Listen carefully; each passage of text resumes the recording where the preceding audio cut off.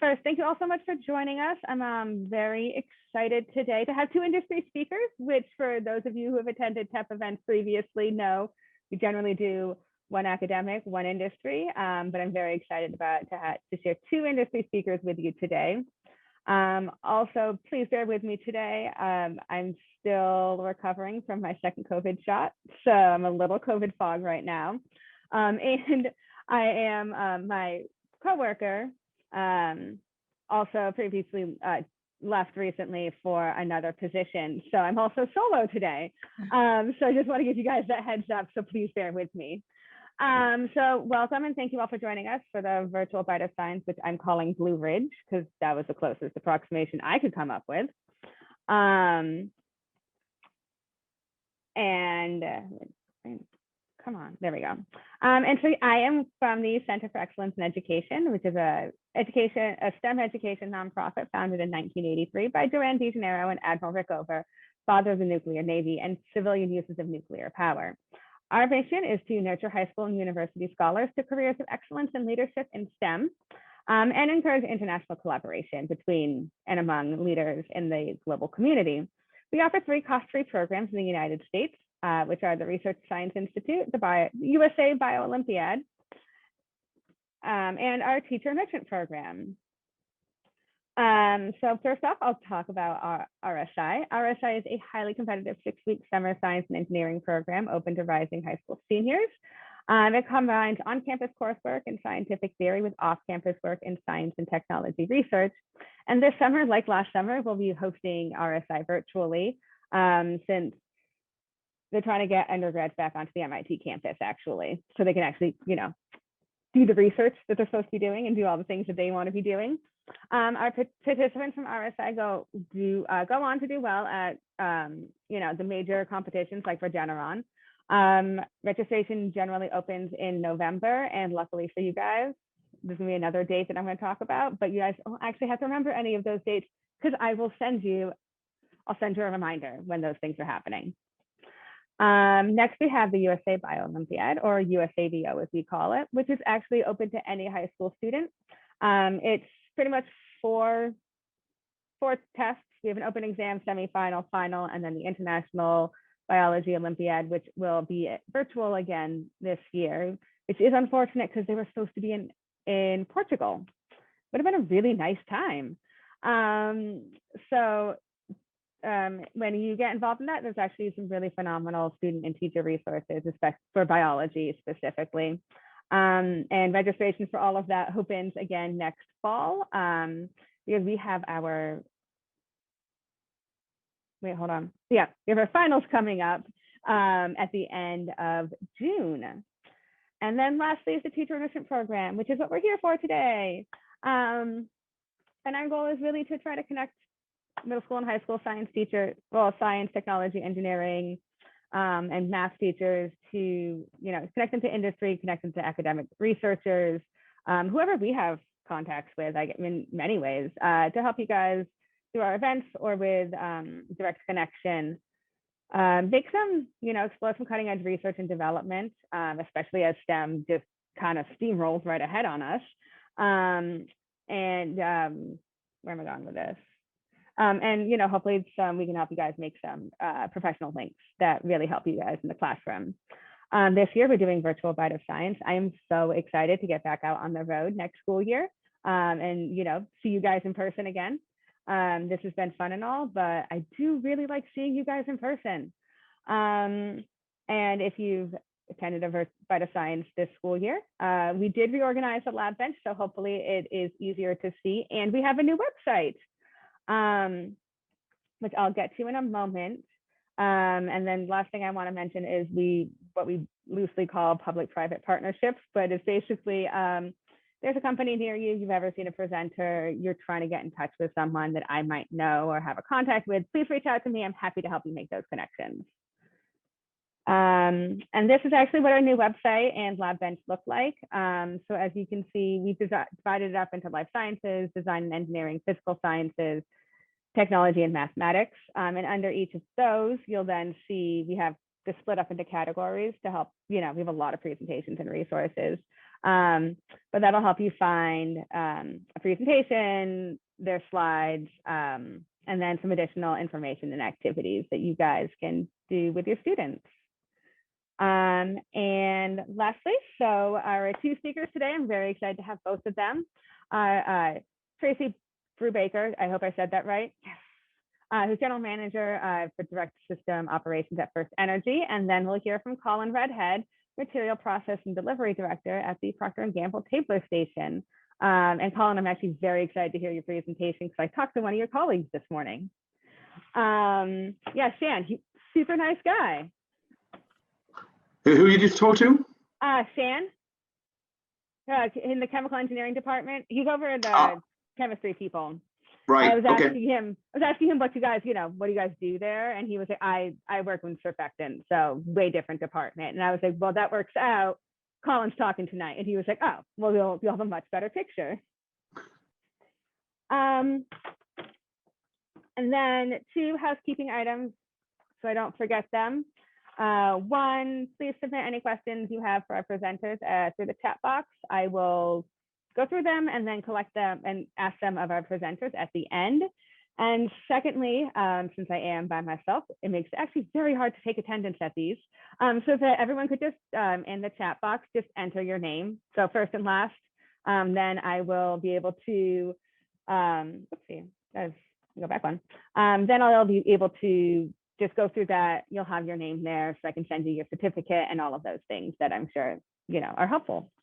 So with that, Tracy, it's you. And I will stop sharing. Thank you, Kim. I will do my presentation.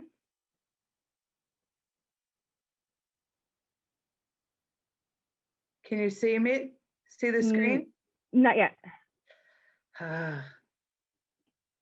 I'm used to Teams, so please forgive me for this. That's okay. We usually edit this part out. Okay, so share screen. There's my presentation. Share. And okay, is it good? Yeah, you're good. Okay, all right, thank you. Thank you everyone for having me today. I'm excited to share with you some information. I received a call last week about possibly sharing, and I'll share in 2 weeks as well. But just give you a little background on myself. My name is Tracy Brubaker. I'm a General Manager of Distribution System Operations at FirstEnergy. Been married for 31 years to my high school sweetheart. I have 2 children, a 25-year-old daughter that's finishing up her 2nd year of medical school. She also was in STEM. She got a Bachelor of Science in Biology and a Bachelor of Science in Chemistry at Geneva College. And she's still doing her paramedic work to help her through, support herself through med school. And I have a 17-year-old son finishing up his junior year. He is an Eagle Scout and he wants to study electrical engineering, and excited about that. My daughter was never interested in engineering. I tried to get her into electrical engineering and she just did not want that, but she went down the medical route. She's always wanted to be a doctor, so we're excited for that. Just on the agenda, I want to share my STEM story, talk to you about the Greensburg Distribution Control Center overview. There's a few pictures of it in my presentation. What a distribution system operator does. I am not in that role, but I manage 60 people that are in that role along with supervisors and managers. And I'll talk more about that later.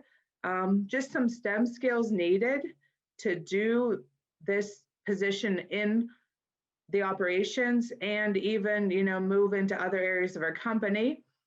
Some teacher support and resources, and then the Q&A. So my STEM story, I got a Bachelor of Science Electrical Engineering a long time ago.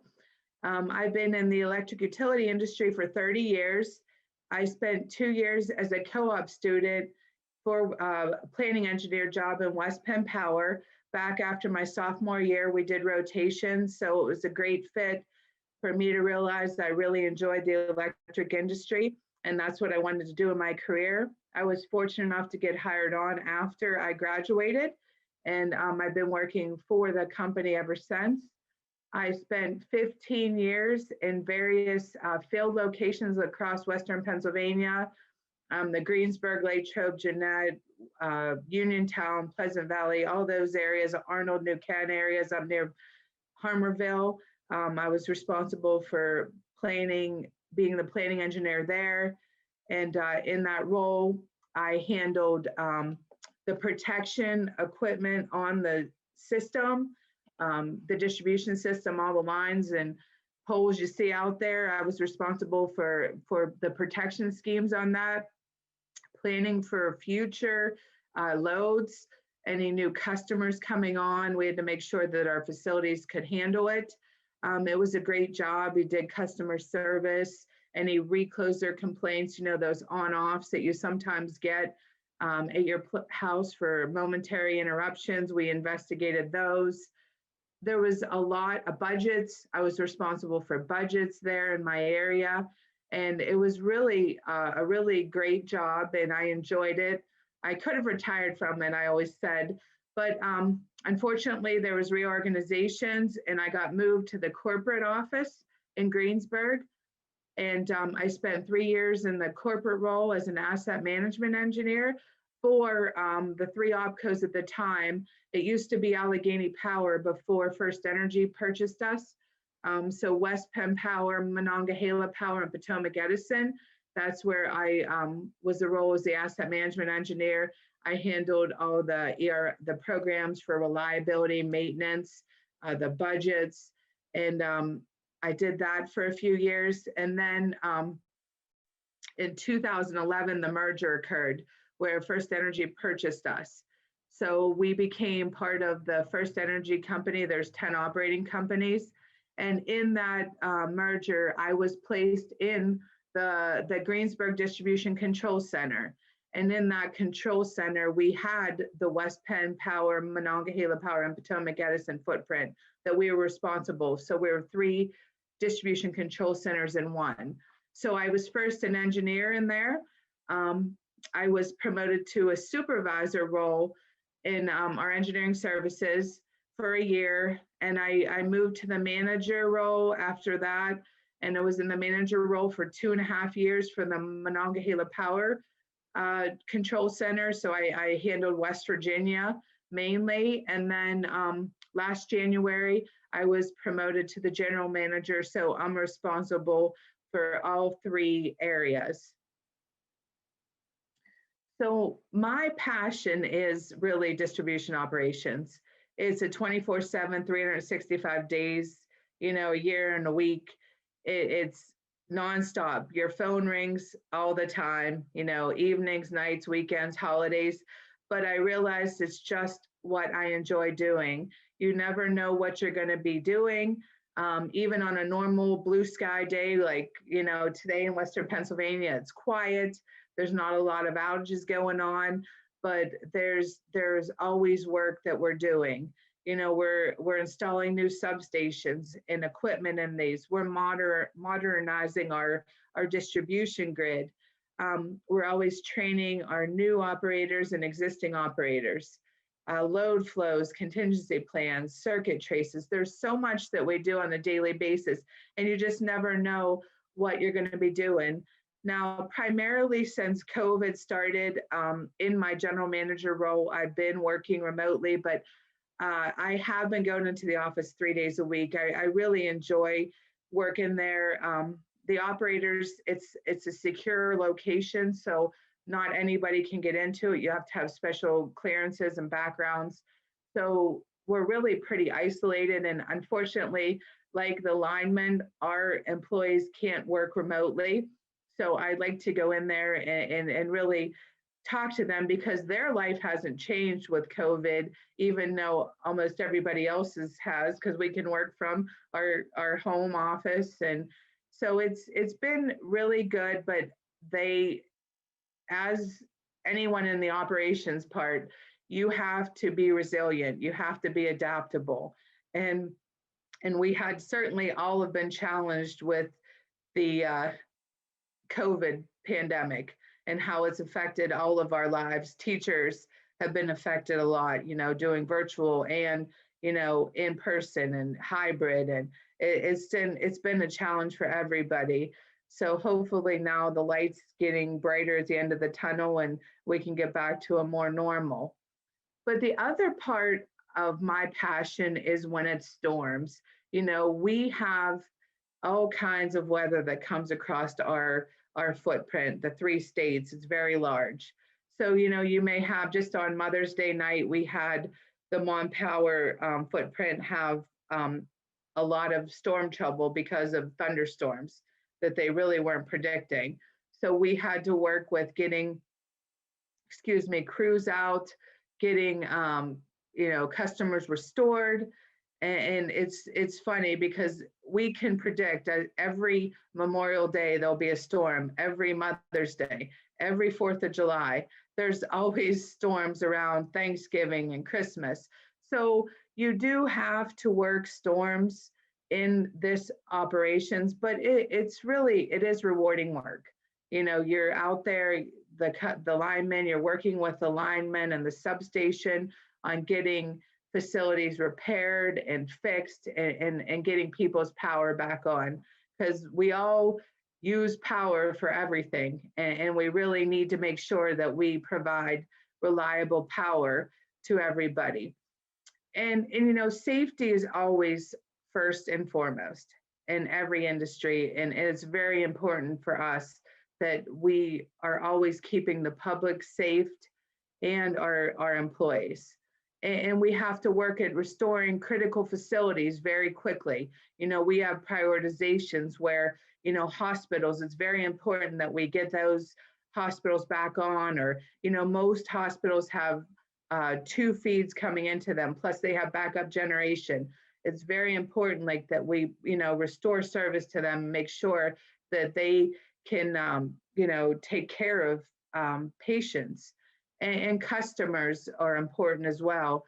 Getting the customers back on and working through that up until the last customer gets their power restored. So it's very rewarding, and that is honestly, I think, my favorite part of the job in the operations center is just working storms.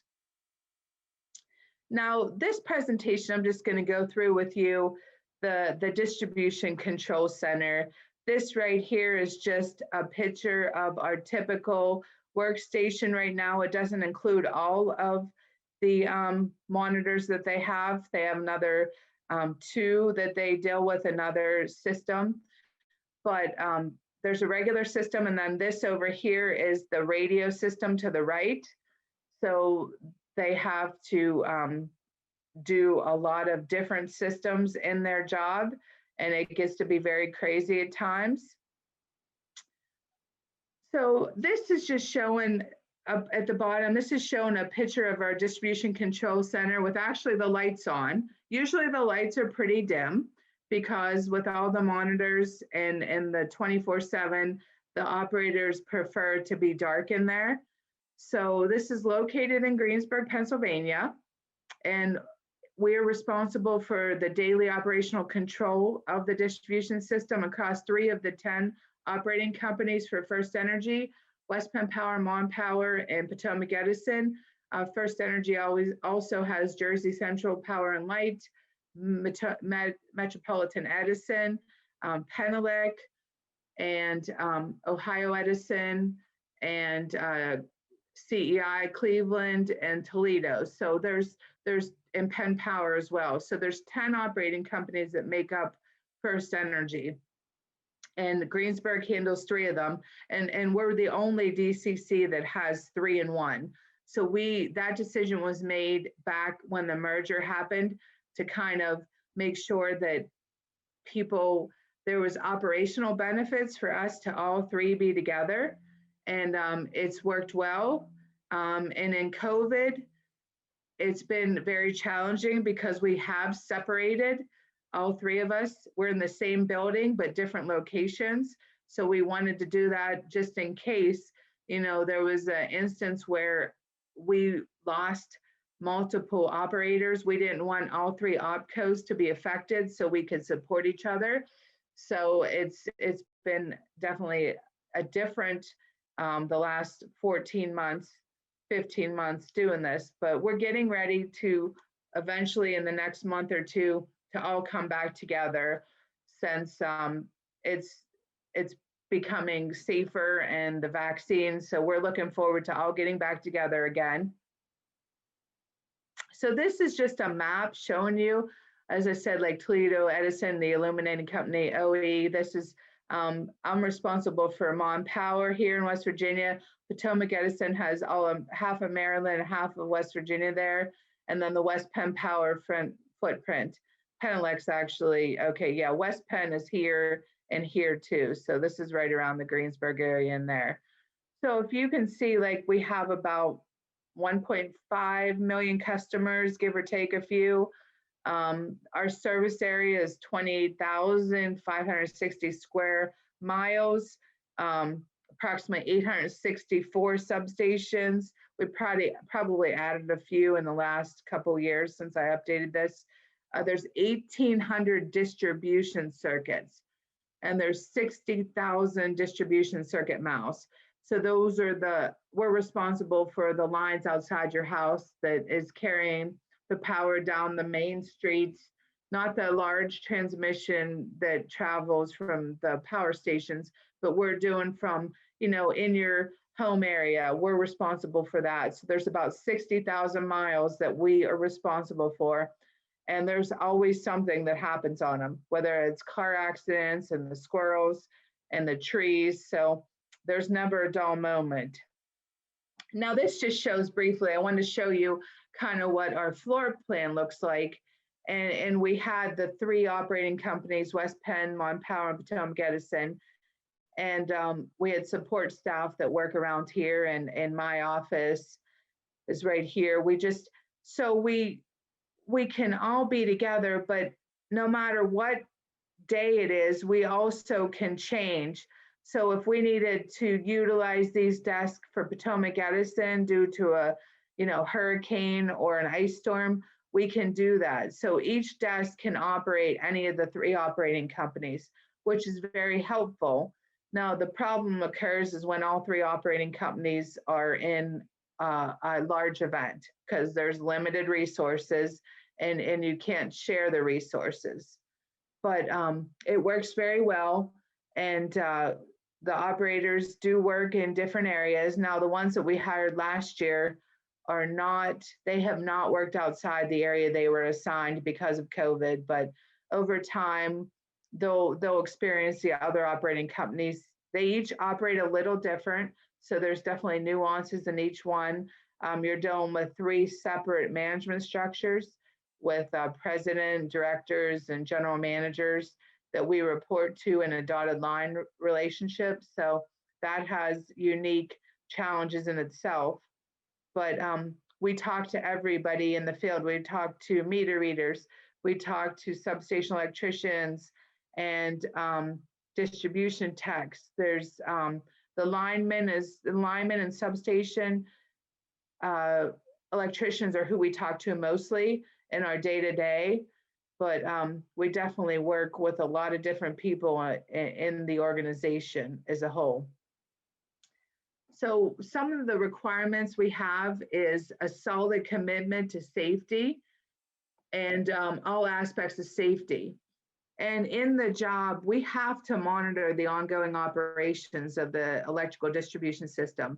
We do have visibility to some areas, so we can see if there's an outage that occurs, but most of them, we have to have customers. We're relying on customers to call us and tell us where the problem is and give us information. In our office, we have to assign and direct switching activities and work assignments to the field personnel to operate the electrical system. They're not allowed to operate the electrical system without our permission. That is the way that we are defined to OSHA. Is as a system operator, we determine who's qualified to operate the system and give them permission to do so. And if they don't, there's ramifications for that with errors and responsibilities and teaching them. So we also have to respond to outage restoration. So during emergency or abnormal conditions. So we have to be timely and accurate in our actions and the documentation associated with it, because we do have to report out to the public service commissions, the public utility commissions in all of our states that we serve. So they also have to operate multiple computer, radio, and telephone systems in their job. And they have to demonstrate exceptional internal and external customer service and complete training to progress this level. We have a 6-month training program where they have classroom training, and then they mentor with existing operators, and then they have to actually pass 2 assessment tests to be put on the desk to operate themselves. So a lot of the attributes that we require are the ability to stay calm under pressure, manage stressful situations, focus to follow procedures, attention to detail is very important, and the ability to successfully multitask. And what we mean by that is just taking something and they may have to stop what they're doing and then pick it right back up because the phone's ringing, the radio's going off, and it is very chaotic and hectic during high stress and high storm situations. So you have to have strong verbal and written communication skills, and also have to be able to coordinate and direct actions within a group, because you're going to be directing actions for a line person, substation electrician, anybody that is working in the field. You're going to be, and also we have a transmission office that we have to coordinate with. So we can coordinate with them on anything that we're connected with them on the transition office, because it's all connected, the transmission distribution. You need to have leadership qualities, self-direction. They have to have initiative, confidence, and it's very important to have problem solving. So that's where, the math and the science comes in, and some of the requirements we have for this position. So I'll just go briefly over, we have a job where you're going to turn over your responsibility. It's shift turnover. You're going to tell the person that's relieving you what's going on. It may be nothing, or it may be a lot of different outages or storm situation. You have to be prepared for scheduled work, switching out the lines and equipment, direct the crews to complete this. And then we're always monitoring the systems, voltages, contingencies, and we have to react to the events that occur on our system. And also, as I said, coordinate with our transmission office in West Virginia. And then we direct our resources to isolate the trouble and restore customers. And then we'll switch lines back in service and equipment. And then at the end of their shift, they go home, and the next person takes over. So there's always someone there 24/7. So there is benefits to this position. There's flexible work schedule. They work 23 days in 6 weeks versus 30. Now they have 12-hour shifts. They do have to work weekends and nights. It's very highly competitive pay.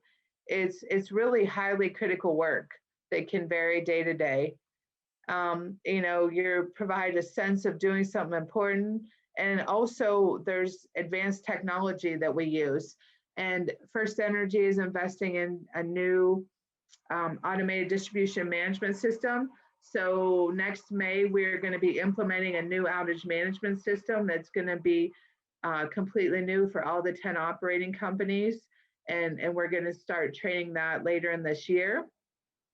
So that's going to be really new for the operators, because for the last 10 years, when FirstEnergy, we've been operating our system and it's changing. So that's going to be exciting to do, and it's going to have capabilities that we don't have presently in our existing system. So I just put this in here. It's a Fortune 200 company. It's a challenging and rewarding STEM career. It fosters the work environment, fosters the innovation, leadership, accountability, and integrity. And FirstEnergy is committed to getting a diversified workforce. There are things that we've recently implemented in place to increase the diversity in our company. And a lot of that starts at really getting at the middle school and the high school levels, getting diverse candidates, minorities and ethnically diverse and females interested in STEM. And that's where we'll really have a focused effort on doing that in the next few years. So just some of the STEM skills needed for this position and other positions in FirstEnergy. This position only requires a minimum of an associate degree, but we prefer electrical and electromechanical engineering and even technology degrees.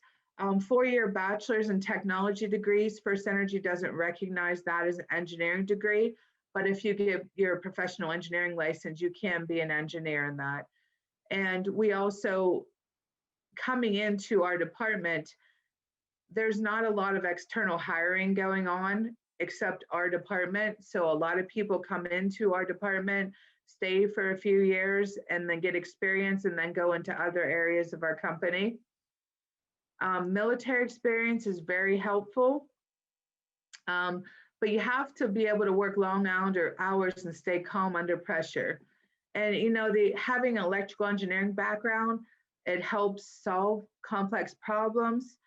You experience things not on a regular basis, but there are days when we have, we lose entire substations and we have to be able to get the customers restored. Sometimes it means bringing in a mobile substation, getting that set up, and really providing, reliable service.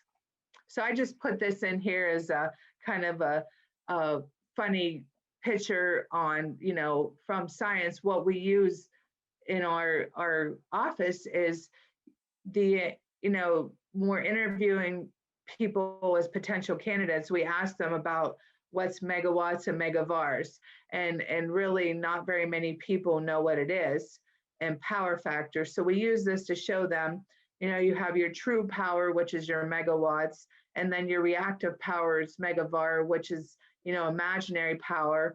But then what you really need is the MVA. So with the wheelbarrow, you can see pulling it forward, that gives you their MVA, and then you have your reactive power and then your true power here. But this is the one we usually show everybody, is kind of to help them understand. With beer, it seems to work well. You have the real power, which is the actual beer, and then the top is the reactive power. It's wasted electricity in this analogy, but you need the foam on top because the beer wouldn't be very good. So this just shows the kilowatts, the kilovar, and then the kVA. Because we asked that question in the interview, and it's not one people get, but I thought I'd share it in the presentation here. So some of the teacher support and resources available is, I would say, encourage your students to take advanced math and science courses in high school. One of the best things for me that I did was taking calculus in high school. That helped me prepare for calculus in college. And I really have that strong foundation, and it really helped me excel at the calculuses for the engineering program. I initially was going to do a chemical engineering and decided that I hated organic chemistry. So I went into the electrical because of the math and science that I really enjoyed. And it really has been a great choice for me. Share information for your students about the importance of the electrical utilities. There's a lot of opportunities, exciting things coming up with electric vehicles. The smart grid that we're adding on to the system. We're really getting our system more and more up to date. Reach out to your local utilities for career day presentations. I've done several in my career. And also we have a FirstEnergy Ambassador Network that we started last year, and we're really kicking off. We're working with colleges first, but we really want to start working with middle school and high school students across, Ohio, Pennsylvania, Maryland, West Virginia, and New Jersey, and share our vision with these younger students to encourage them to go into the STEM field. And really, you can have a great opportunity and a great life by doing this. So I also just wanted to take a few minutes and say, thank you for all you do as teachers. I know that it is a difficult job and there's a lot of work that goes in behind the scenes every day as a teacher. So I really just wanted to say thank you. My contact information is here. Please feel free to reach out to me. And I also have contacts in Virginia because we did own actually had facilities in Winchester, Virginia prior to the merger. So I do have a few contacts in Virginia if you're interested, but I also have contacts across all of, West Virginia, Ohio, Maryland, and Pennsylvania. But Kim, that's all I had to share. So if there's any questions, let me know. Oh, we do have questions. Okay. And actually, I also had questions, but you did actually do a great job. You already answered them. Oh, good. So we've got a series of questions about just employees at FirstEnergy. Okay. Mm-hmm. How many employees do you guys have? We presently have about 13,000 employees. That there's probably about 7,000 of them that are line employees and substation employees, and there's a large transmission organization. I don't know the exact number, and there's lots of engineer jobs in the transmission, and then the distribution system. There's probably, I know there's probably 1,600 in my 3 opcos. So there's a good bit of those employees across the company. And then just because the teacher from West Virginia asked this, what about do you know how many employees are at Mon Energy? Mon Power, I believe there's about 382 total employees in Mon Power. That's the operating company, and there are people at the power station too. So I'm not sure how many of those. That's like a separate business that they keep us separated. Okay. And I guess so. And then, which jobs have the highest demand? Like, what jobs are you struggling to fill? The distribution system operator is the job that's the struggle. We hire constantly. We have never been able to stay fully staffed because by the time we get people trained, we have people advancing either promotions or deciding they want to go into a normal job. Because like I said, it is shift work that's very demanding. And there's really, but it's the place you can get into the company. So it is good that people come in here, you learn a lot because you learn the whole system. And then you're really very beneficial to other areas of the company. So this is the one that we're always hiring. Every year we're hiring 8. We hired 9 people last year, right before COVID hit, thankfully, and got them on property. So now we're already down 3 people. It's just, so we're trying to hire another class of 8 right now. So my managers and I are doing that. So it's constant demand. It's a great job. They make over $100,000 the first year. It's if their first full year. So it is a very good job. Oh, that's awesome.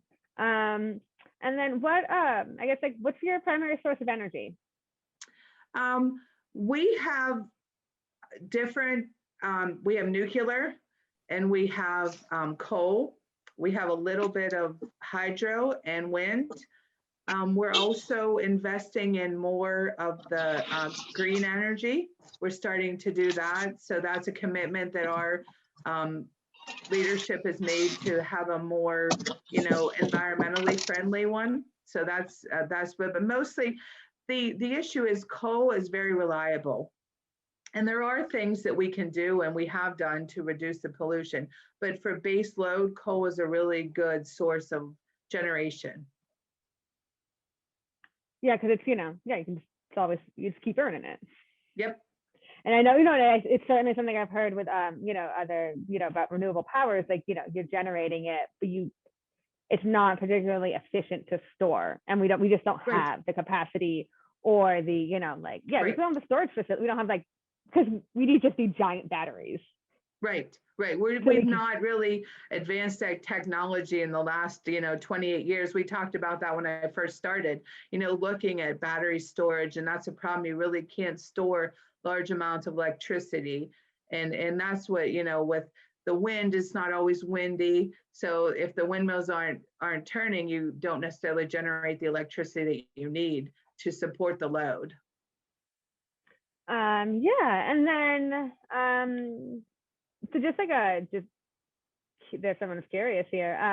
Like sort of like how's work-life balance? You know, like you mentioned the shift work, but sort of like, I mean, you know, they have policies that help people kind of like, you know, actually do this kind of shift work, but also, you know, have a family that they actually interact with. Yeah, it's tough in the DSO roles. We've added a lot more flexibility in there. We gave them the ability this year to do their training week at home. So that's been really good. So they can spend the whole week at home and do their training remotely, because a majority of our company is working remotely. And that was one of the biggest things I've heard. Well, we don't have that option. So we've given them that option. We give them a lot of flexibility in trading so they can get large blocks of time off with using minimal vacation. We are happy to, you know, we do things to help with the work-life balance. And if we have enough people, then, you know, they don't have to work as much planned overtime to fill the shifts. So if we can stay ahead of that, then that's a work-life balance. And there are benefits, like they get a few days off during the week. So working that longer shifts, you have less days in the office than we would, as, you know, working 5 8s or 5 10s. But it is challenging during storms, and we expect them to come help when we need them, because if we didn't have anybody there, we wouldn't be able to get people's power back on. But we really try, and I think that as we continue to evolve, we'll be able to do more and more to give them that work-life balance, but it is challenging at times. Oh yeah, I mean, we have to do it 24/7. It's just a lot. Yes. Awesome. Let me see if there is, and then I have one more question and we can get to Colin. You know, you mentioned, so you have this electrical engineering background. And you mentioned like the math skills, but I guess, what have you found to be kind of like, when we think about like traditional STEM skills, what have been like the most transferable skills that you got from electrical engineering? Honestly, the math and the, you know, calculus and some of the more complex math.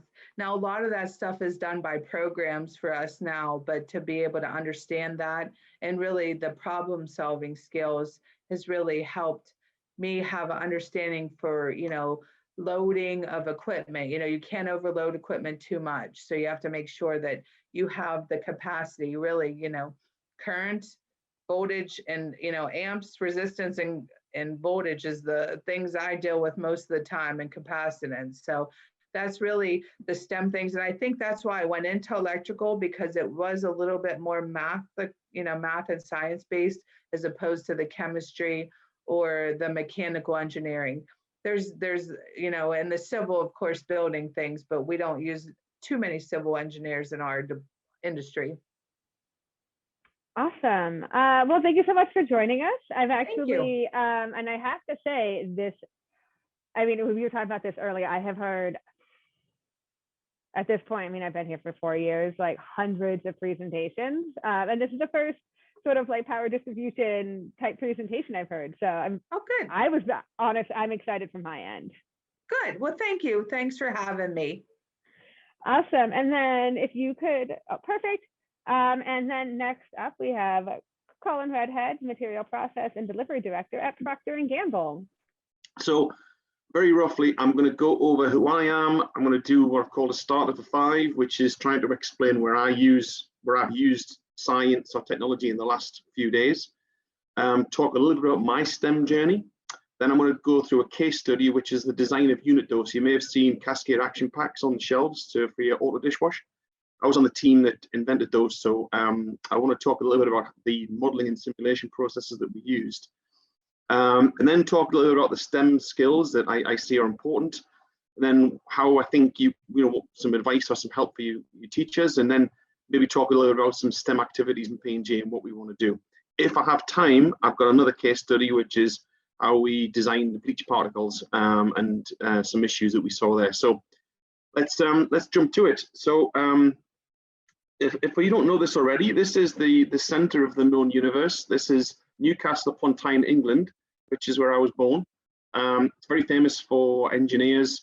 The steam engine was invented round about here. Big bridge building organization and history, and a lot of heavy engineering. So I was kind of brought up in like an engineering kind of background. I did a bachelor's degree in chemical engineering. I also don't like organic chemistry. I didn't do a whole lot, if I'm honest. And then I did a master's degree in environmental chemical engineering because I wanted to save the world. And I went from that degree to nuclear reprocessing, which is kind of a strange jump, you think, but I strongly believe that nuclear power has to be part of our energy portfolio. So I was actually working on the reprocessing plant, so recycling spent nuclear fuel. I joined P&G. I've been with P&G, Procter & Gamble, for 25 years now. There's a lot of acronyms here. I'll try and explain them. I started off in engineering. F&HC stands for fabric and home care. It's just like a business sector, the way that we divide ourselves up. And then from engineering, I was asked to join an upstream organization called Process Breakthrough, which was looking at really kind of crazy ideas that had a huge payout if we got them right, but it was really technically hard to do.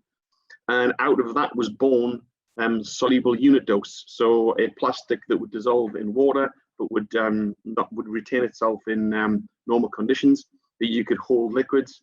So I followed that technology and went to auto dishwashing, so ADW in home care.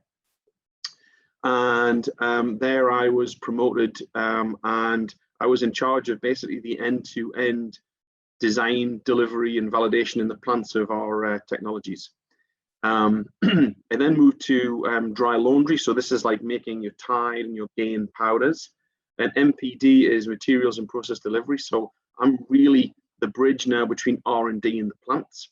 So all the technology, all the inventions, all of the innovation comes through me, and I deliver it to the sites. And then the sites then make it on a regular basis. I then had a chance to go and work in Alexandria, Louisiana. Very interesting place, going from Newcastle upon Tyne to Louisiana. That was a big culture shock, but super interesting, and I'm glad I did it. And then more recently, I am in beauty care and fabric and home care in Table Station. So Table Station makes surfactants. We make shampoos, conditioners, personal care, so shower, wash. We make your hand dishwash. We also make Swiffer, and we make the DFC, so your bank sheets that go into the your tumble dryer. So quite a big site, quite a lot of stuff going on. This is my family. I'm married, and these are my 3 kids. I've got one that's just graduating high school, after a 2-year degree. She wants to be a vet, so she's going to go and explore the world and then come back and do her postgrad degree. My son's just graduating in a few weeks. He's going to be going to UMD, and my youngest daughter, she got 2 years left at high school. This is me. Not a particularly good photograph, but I love doing anything outdoors, and I love dogs. These are my 3 dogs. So that's who I am. I'm going to take a slightly different slant. I wanted to start off because I think the brief was, to try and bring some good examples of where we've used STEM in the last, few weeks, months, or whatever. So I actually was laying a concrete pad for my hot tub this weekend, and I used Pythagoras' theorem to check how square it was by looking at the diagonals to make sure they matched. How do I work out the diagonals? Well, I looked at the sum of the square of the sides, and then square root that to get out what the diagonal was. So, I mean, you use science and technology and maths in everyday life. I also used moles the other day to calculate how much zinc was going into waste wash when we make Head and Shoulders. So we use the moles and molar activity. I was trying to figure out in Swiffer how long a piece of roll was based on the diameter. So I had the idea I could actually integrate the diameter with respect to how many different circumferences we're building up to make that diameter. So we wanted to calculate the length of a roll left based on those parameters. And I use statistics all the time to calculate how accurate or precise a dosing system is. We are regulated by the FDA. We have to prove that we put the right amount of actives into our products, and we are heavily regulated on that. So we use statistics and modeling and simulation to make sure that's correct. And an important one, which I wanted to touch on, was technical documentation. So again, FDA are very keen to come and audit companies like us. So we need to make sure that we can present our validations and present our technical evaluations in a very clear and concise and very easy to digest way. So technical documentation is super important. So that's a few examples. I want to talk a bit about my STEM story. And I don't know if anyone recognizes this particular picture, but this is the Elon Musk rocket trace going up there. I thought it was a pretty cool photograph, and it kind of shows a nice trajectory. So I thought I would put my story up against this. So I started off kind of being inspired as to, you know, getting into a STEM program from my parents, really. My dad was an engineer. He used to bring mechanical seals home. He's a mechanical engineer, and I was fascinated how they worked. And he would, when he could, take me on the road, and we'd see chemical plants. And so I was very interested on it in an early age on engineering and kind of STEM programs. So early years, I kind of showed some aptitudes towards science, technology, maths. And so this was then capitalized by my high school counselors. So my high school counselors basically recognized this. And I think this is quite a difference between the UK education and the US education.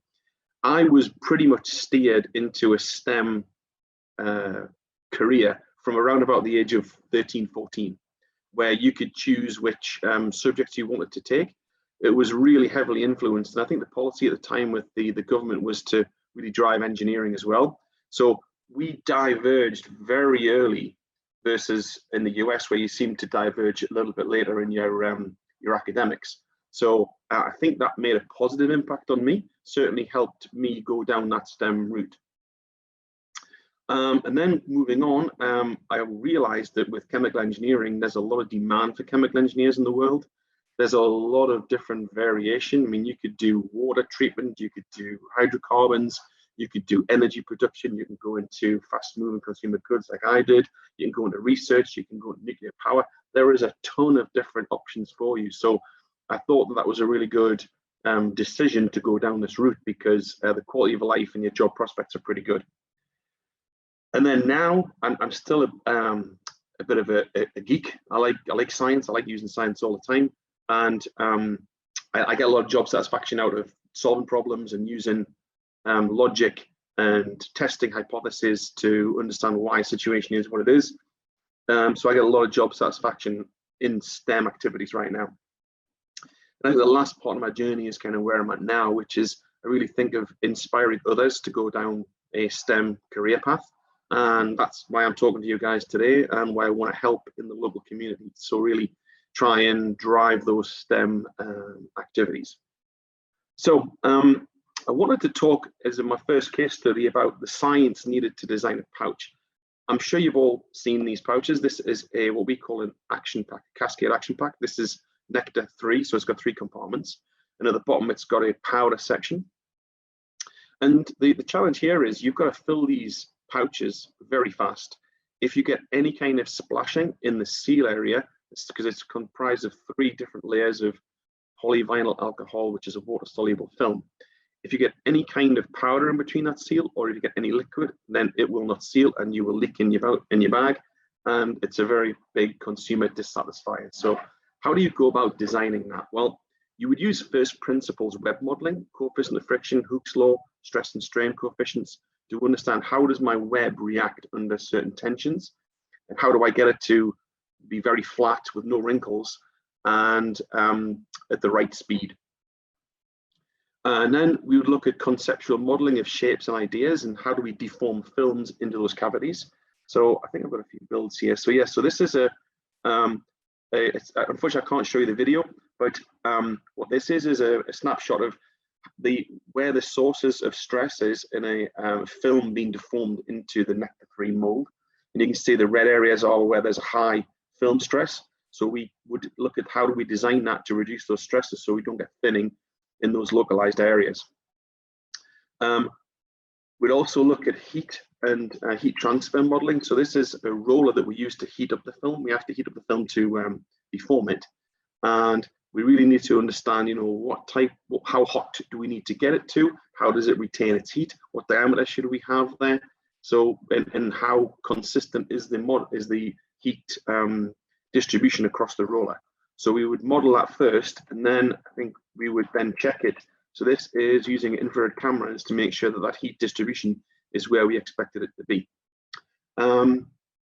We also look at fluid dynamics. So again, you want to fill these pouches very quickly without spilling. And what we look at is, okay, so you've got the size of your nozzle, you've got the speed of the liquid, you've got the viscosity of the liquid, you've got the shape of the pouch you're trying to fill. So we're trying to get to a zone where we can define a very pleasant and attractive pouch that contains the right amount of liquid, that looks the right viscosity without getting any kind of splashes. So this would be a low dosing speed, you get no splashes.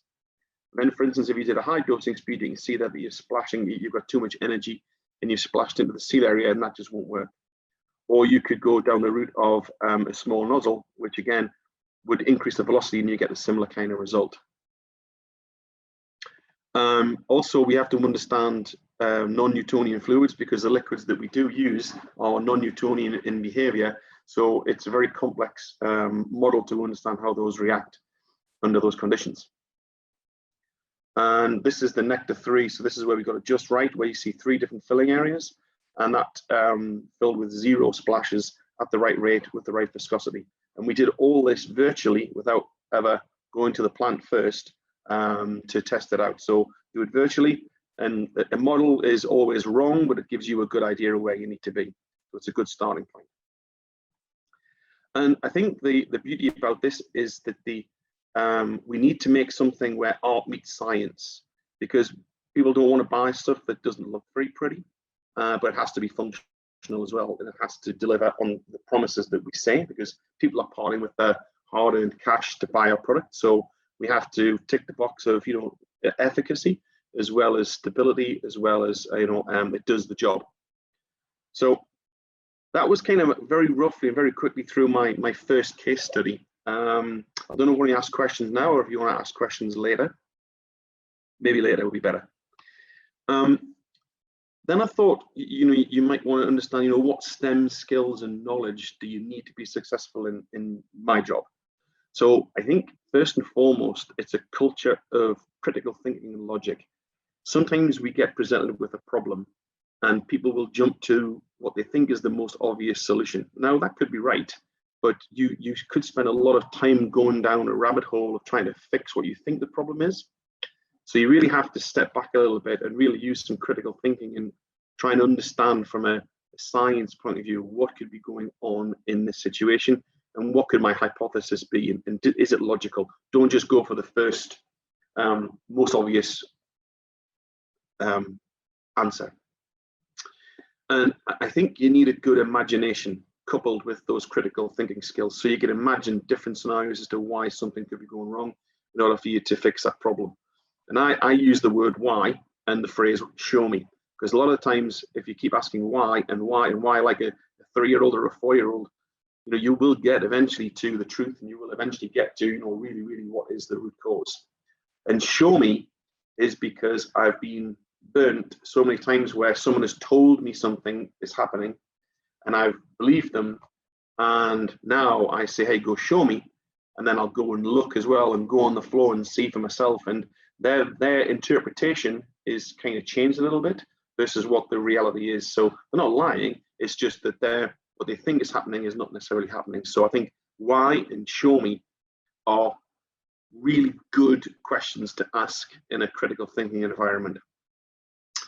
In my particular role, I think you need to understand chemical and physical interactions and product transformations. So when we talk about product transformations, we talk about, right, how do you actually make shampoo? What are they, how do I blend these materials? So blending could be a transformation. How do I crystallize or make a liquid crystal out of these particular formulations when I pulled them together? How do I get the right viscosity? How do I get the right odor so I get the right response when I wash my hair? How do I get the right release mechanisms? So those are the types of product transformations that we're looking for. I kind of touched on it earlier, but I think linking cause and effect in a very logical manner. If I do this, then I expect this thing to happen. Then you can go test that. So linking cause and effect is a super useful skill to have. And also, we generate a huge amount of data, and being able to look at that data and clean it and take out what is not relevant, and being able to understand what is not relevant, and then do trending analysis, look at from a statistical point of view, and look at, what does the probability look like of my scenario happening if I do these things in the cause and effect. So what we tend to do is take samples. We don't sample everything. You have to take that sample as a representative part of the population, and then with your statistics you can decide, is it in good quality or not. Another key skill is preparation, execution, and analysis and reporting of experiments. I do experiments all the time in validation. So how do I know that I can consistently make a shampoo? Well, what I would have to do was run an experiment, make sure that everything works properly. I would test all of those parameters, make sure that what we thought was delivered is delivered. And then we can look at the data, excuse me, look at the, what does the viscosity profile look like? What is the homogeneity, for example? And then once we've satisfied ourselves that, we repeat that again and repeat it again to get consistency and prove that we can actually demonstrate this multiple times. Then we can hand it to operations for them to go and execute on a daily basis. And the last point is, I think, very useful, which is first principle and empirical modeling. What I mean by first principles is literally for using, laws in nature, laws in physics, to create models, like we saw with the fluid dynamics model. We can also have empirical modeling, which is looking at the data that I've generated over a certain period of time, looking for trends and parameters to see if you can predict the future based on what's happened in the past.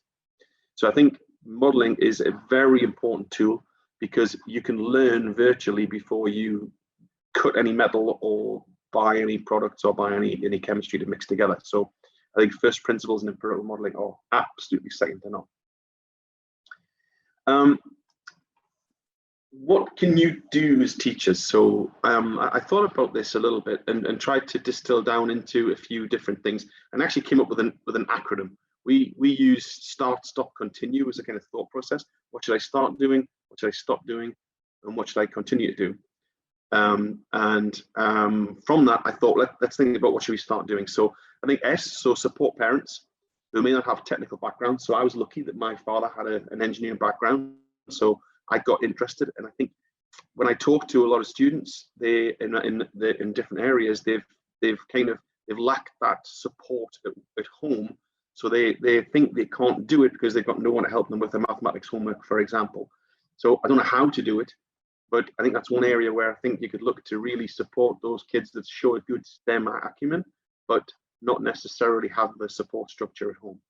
And please don't take this as anything other than just what's in my head and trying to help, is where I think we could be doing something different.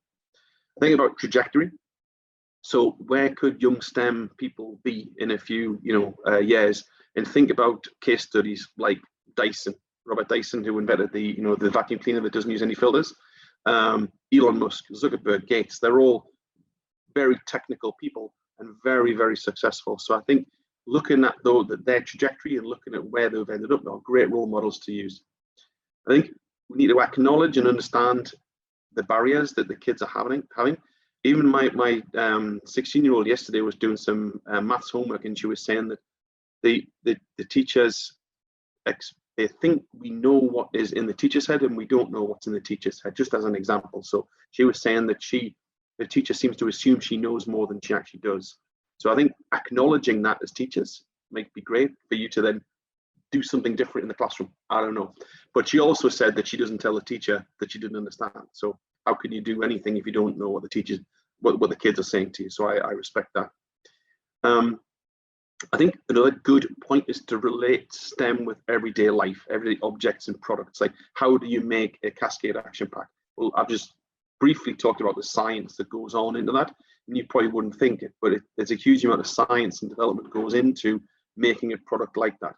If, you know, dry laundry as well, you think it's just powder, but there's a huge amount of technology goes into that powder to actually make it work. And the last point is very dear to my heart, because certainly with R&D, research and development, if you fail, it's only a failure if you don't learn from it. We expect to fail because we can't get everything right all the time. So treat failure as success. And I've got a nice quote there from Winston Churchill, which is, you know, success is not final, failure is not fatal. It's the courage to continue that counts. And I love that quote. So moving on to the STEM activities in P&G. So we're a relatively new organization to West Virginia. I think the site's been operational for about 2 years, but it's been built for about 5 years. There's around about 2,000 employees now, and we're just getting critical mass to get everyone together to see what we can do from an outreach point of view to help the local community. So I actually fostering or mentoring a group of young professionals, and that we're trying to figure out, you know, what can we do in the STEM activity. So I'm the site sponsor for that, and we really want to reach out and understand, you know, what can we do differently. What I have done in the past is go to schools and do very simple kind of chemistry-based experiments, like making slime, but then explain what's going on with the polymers and the cross-links and how they actually the chemicals interact to make that slime. Or you can say, hey, how does this Swiffer work? What's the electrostatic charges in a Swiffer?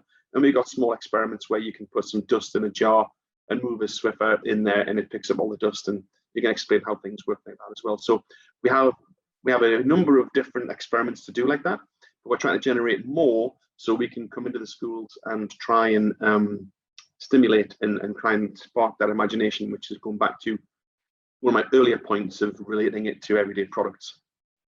We want to do like 3 to 5 events a year, maybe more. We're just trying to dip our toe in it right now, and we need some feedback from you guys as to what would work, what would look like help from you.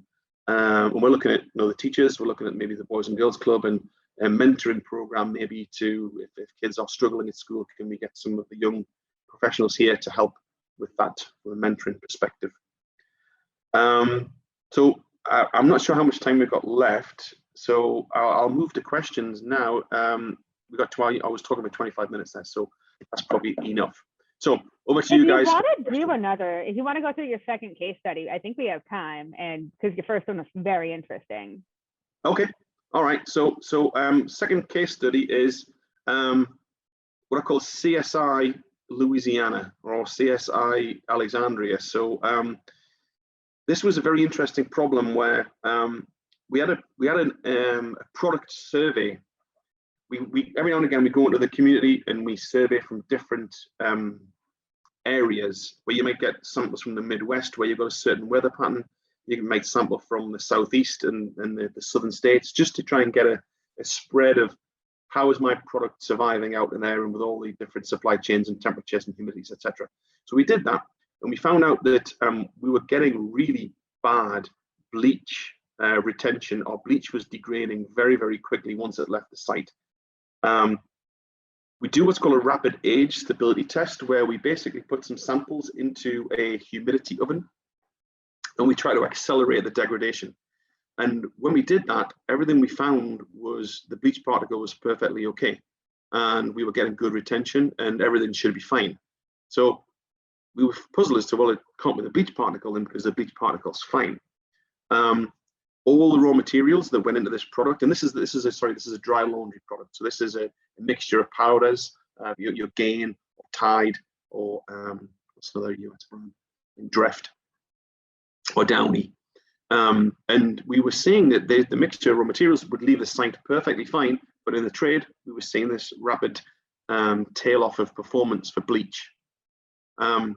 All the raw materials were delivered at the right standard, so we couldn't go to our suppliers and say, hey, you're not delivering the right standard. All the raw materials were stored correctly, so bleach is susceptible to moisture. So we have to treat it, we have to store it in a moisture control area, which was perfectly fine. We tested all that, no issue there at all. And all the raw materials were added at the correct level. So it wasn't like a feeder was blocked, so we weren't putting the right amount in. So we knew we were putting the right amount in. It was being delivered properly. It was the right design. It was the right storage conditions. However, all of the products leaving the site were fine, no problem at all. So you can ask yourself, what on earth is going on? What could be going on? And this is where kind of the critical thinking that I talked about earlier, and the show me and the why kind of questions are so important in this kind of this work. So I want to talk a little bit about what a bleach particle looks like, and I use a whopper as a great example. In England, these are called Maltesers, and they're far better, but that's a different story. So the whopper, like the goodies are on the inside with that nice kind of honeycomb, but you've got a crisp shell on the outside of your chocolate. And the bleach particle is very much like that, where you've got a nice coating around the outside, which stops any moisture getting into the bleach. If the bleach gets damp, then it starts to react and it degrades. So we have this hard protective core around the shell. And I think understanding the science, like I was talking about there, if moisture gets in, then I know my bleach starts to degrade. And I know what my shell's comprised of, and I know the thickness that my shell should be. That really starts to help you understand, what could be going on. And, use of science and experience and imagination, what we started to do was to create a bunch of hypotheses as to what could be going wrong if, all the obvious stuff was appeared to be okay. And then we created some very, very clear test plans and failed quite a lot because we didn't actually identify what the issue was. And ultimately, we were able to link the cause and effect through turning this failure on and turning it off. And what we actually found out was we were conveying our particles too rapidly. So what I can show you here, so hopefully you can see this, but the inner picture is fresh from OCI. So OCI is the supplier, and you can see you've got lots of nice round big particles that are protected. Okay. And then we transport that from the supplier through a rail car. So we even tested what happens during transportation. And you can see, you're starting to see a little bit of size degradation there. So you can start to see that some of those coatings might be getting knocked off. And we might be changing the particle size. But you can see when we transport it from a rail car, and a rail car is, when you see on the railway, you see those big, huge containers, those kind of cylindrical containers, we get it delivered in that. It's like 60 metric tons in one container, and we basically vacuum that out and put it into a surge bin, and then we transport it from the surge bin to a feeder. And you can see we were destroying this particle. There was virtually nothing left of it. So we were basically breaking up that nice crisp coating around the outside, and then we were exposing it, or it would have get exposed to moisture in transport, and then it would start to degrade. So that's how we finally figured out what was going on. And you can see these pictures. These are scanning electron microscope photographs of the powder, and you can see it starts off very nice, and then as you go around anti-clockwise, you can see that we are systematically breaking that powder up. So then I talked to the unloaders, and the unloaders would say, oh, yeah, we thought we were doing the right thing by turning the pressure up and vacuuming this out faster, because if we did it faster, that's better, right? Because we can do more. And actually, it turned out that if you looked at the particle size distribution and the amount of fines that we had throughout the rail car to the transporter bin to the surge bin to the feeder, if you used a pressure of 10 psi, you were basically breaking the particles up. If you used a pressure of 6 psi, you still would be able to vacuum up in a reasonable time and empty the rail car, but you wouldn't break the particles up. Once we did this, once we found this out, then we were able to change the operating standard, and our in-trade results were so much better. And really, it's a small change in the unloading pressure to fix the issue. Like I said, they were trying to speed things up and unintentionally breaking the particles. And the lots of dust was indicative that we were breaking those particles up. And just to give you some kind of idea of the magnitude of how long it took us to do this, it took us about 6 months to figure this out, which in hindsight you think takes a long time. But when you are looking at every single possible failure mode, and it turns out to be not a problem, and not a problem, and not a problem. And you just find that someone has just turned up the pressure a little bit, and that's creating this issue. It's, you know, it's great to find it, but it literally is sometimes like finding a needle in a haystack.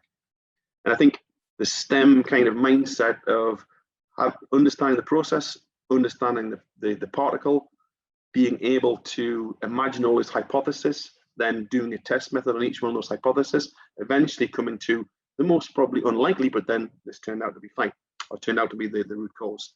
So using those skills was absolutely crucial to solving this particular problem. And that's all I have. That's just some data on the particle size distribution, which is not what you need now. So awesome. Thank you so much. And it's very interesting because I met with Shan this morning about your young professionals group, and just trying to, apparently I get to meet the other half that he was referencing. Mm-hmm. So yeah, we definitely have some questions. Okay.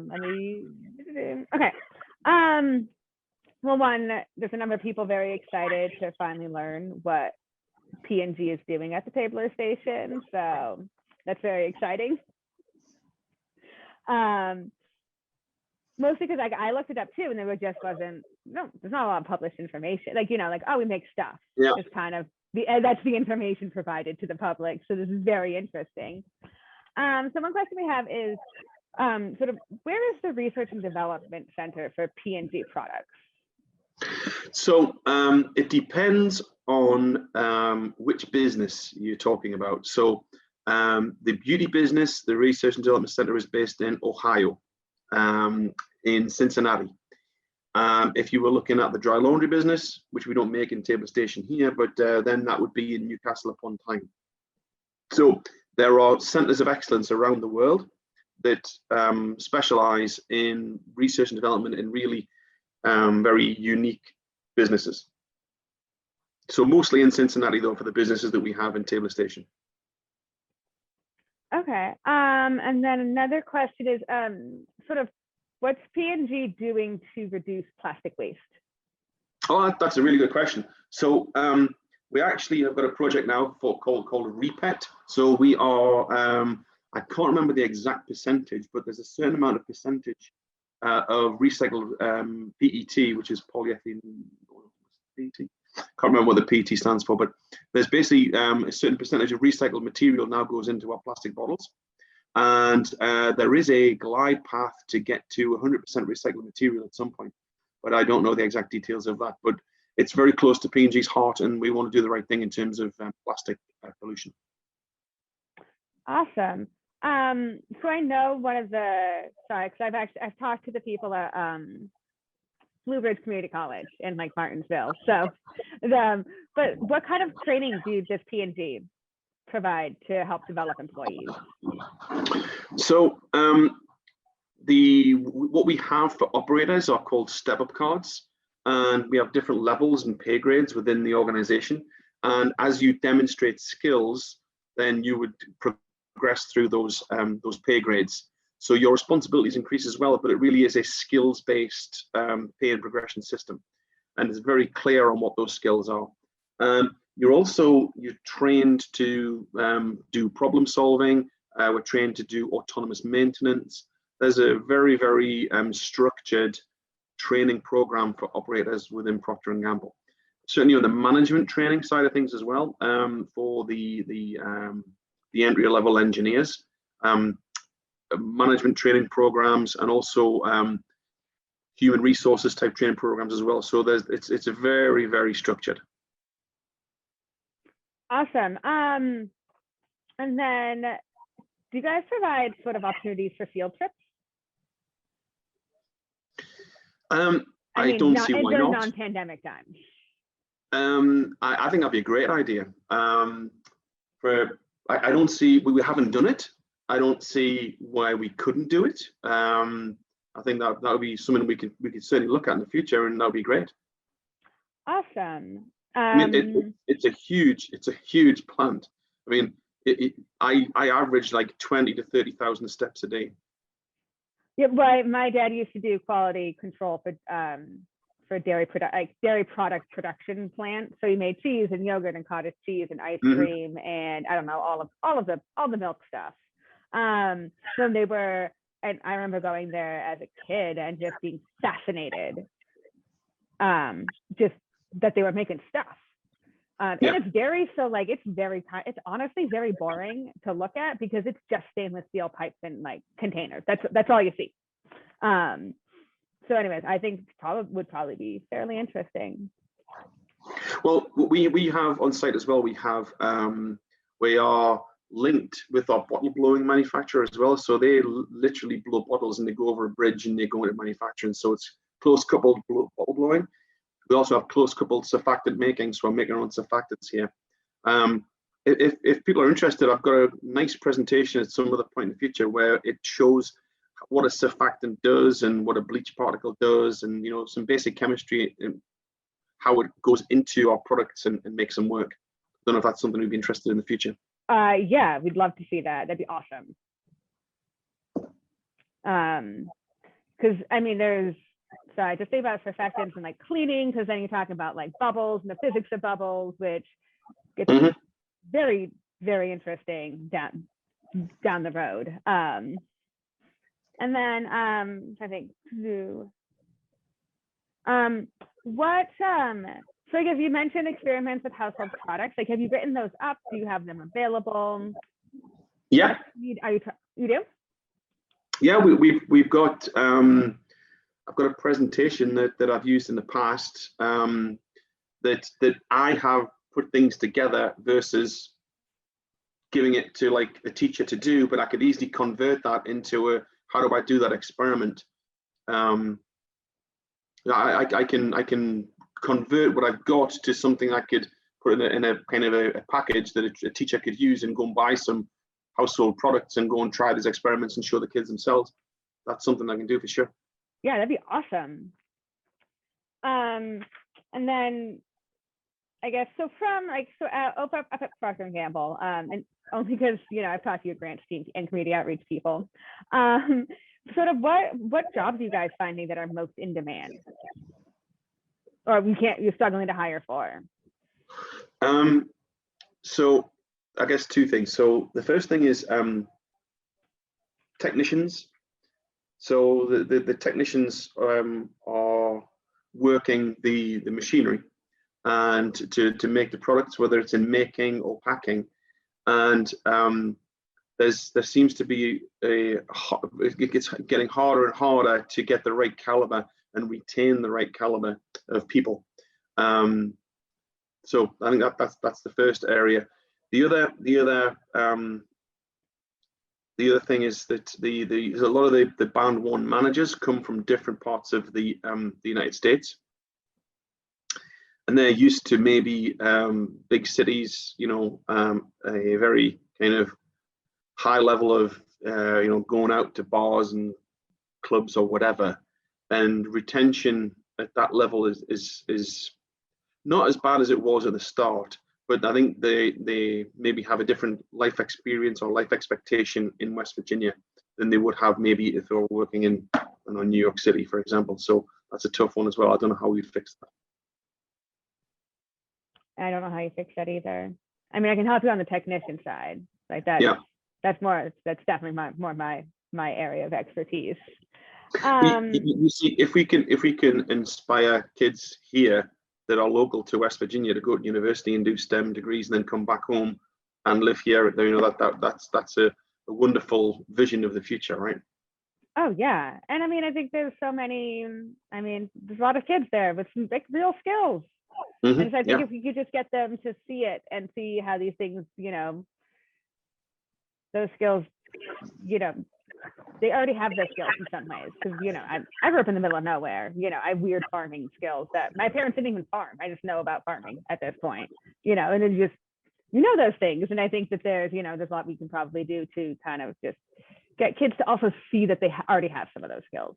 Yeah, they just need to apply it slightly differently. Mm-hmm. I think, let me double check here.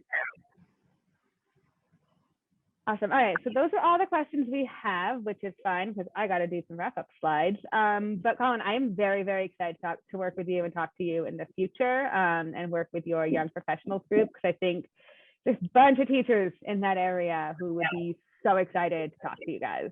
Yep. That's good. That's awesome. It was a pleasure to talk to you today. I hope you had fun and learned something. Thank you. No, I did. This is very interesting.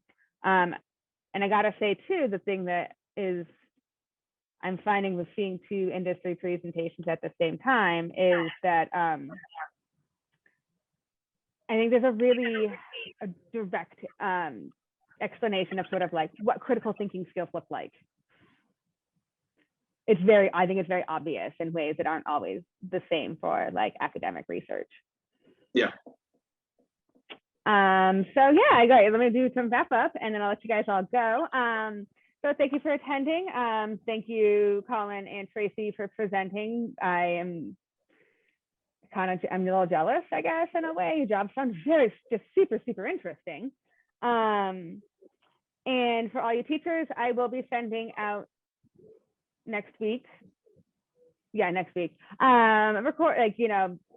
Speaker information, some contact information, some additional resources, speaker slides and recordings. So if you joined us late, I will still send you, I'll make sure you guys get that as well.